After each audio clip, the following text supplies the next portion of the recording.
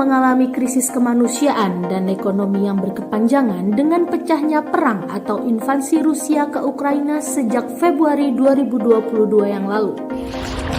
Konflik yang semula diperkirakan berlangsung singkat karena adanya anggapan bahwa kekuatan antara Rusia dan Ukraina tidak seimbang, terbukti sebaliknya. Konflik dan perang berlangsung alot dan berlarut-larut tanpa akhir yang jelas.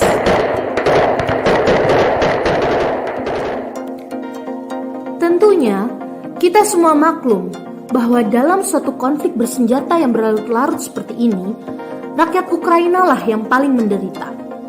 Bukan hanya banyak korban yang jatuh, melainkan rumah dan harta benda, serta jutaan orang harus menjadi pengungsi ke berbagai negara. Selain itu, rakyat Rusia lah juga yang harus ikut menanggung beban perekonomian yang makin sulit karena pemerintah harus mengeluarkan banyak dana untuk mendukung perang ini. Belum lagi kerugian akibat banyaknya korban yang tewas dan luka.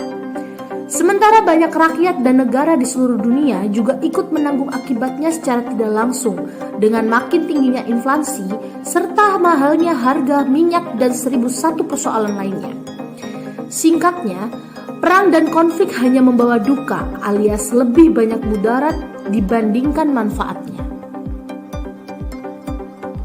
Bukankah kita di Indonesia juga harus turut mengalami naiknya harga BBM tidak bersubsidi dan makin ketatnya pemerintah dalam memberikan subsidi?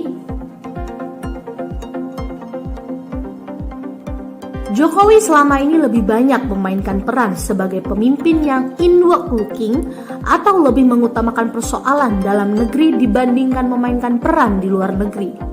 Sebagai rakyat, kita sudah merasakan banyak hasil dan kemajuan yang dicapai dalam 8 tahun pemerintahan Jokowi.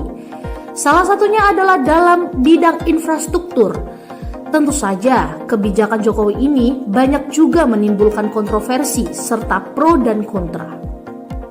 Kalau kita melihat kembali dalam sejarah Republik yang sudah berusia hampir 77 tahun ini, tentunya masih segar dalam ingatan sebagai rakyat akan peran yang dimainkan oleh Bung Karno sebagai presiden pertama.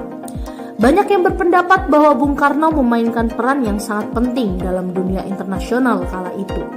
Salah satunya adalah peran Indonesia dalam gerak non-blok dan juga konferensi Asia Afrika. Kini, Jokowi dan Ibu Iriana sedang dalam lawatan ke Ukraina dan Rusia. Perjalanan dimulai dari Jerman dan kemudian ke Polandia yang dilanjut dengan kereta api menuju Kiev, Ukraina, serta kemudian dilanjutkan menuju Moskwa, Rusia. Dalam lawatan kali ini, Jokowi merupakan pemimpin negara Asia pertama yang bertandang ke Ukraina dan Rusia setelah perang berkecamuk. Konon, salah satu misi Jokowi adalah membawa pesan damai bagi Zelensky dan Putin. Banyak orang meragukan kapasitas baik Indonesia sebagai negara maupun Jokowi secara pribadi dalam mengatasi konflik Rusia-Ukraina yang rumit dan tidak mudah diurai bagaikan benang kusut. Sebagai rakyat Indonesia juga lalu berharap akan adanya keajaiban jika Putin dan Zelensky mau menghormati usaha Jokowi yang jauh-jauh datang dari Indonesia dan kemudian menghentikan perang dan konflik senjata untuk menyelesaikan perbedaan melalui cara-cara diplomasi dan damai. Semua kemungkinan masih terbuka lebar. Secara hitungan politis, tentu saja hitungan angka seperti ini tidak memiliki pengaruh yang signifikan atas probabilitas keberhasilan Jokowi untuk membawa misi damai ke Ukraina dan Rusia. Namun siapa tahu, setelah bertemu dengan Jokowi, Putin dapat mengubah sikap kerasnya dan bersedia mengakhiri konflik serta invasi ke Ukraina. Dan perbedaan dapat diselesaikan dengan cara yang lebih elegan melalui diplomasi. Sementara itu, acara tahunan penganugerahan hadiah Nobel akan dilaksanakan pada Oktober 2022 di Oslo, Norwegia. Konon, sudah ada sekitar 343 nama yang menjadi calon penerima hadiah Nobel perdamaian.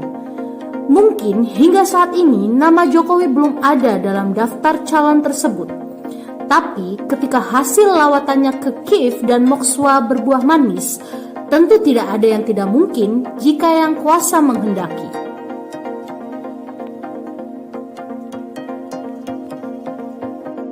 Tentunya ini hanya sebuah pendapat, akan banyak yang tidak setuju dengan pendapat ini. Silakan mampir dan jangan lupa untuk like, komen, dan subscribe channel ini dan berikan komentar kalian di bawah.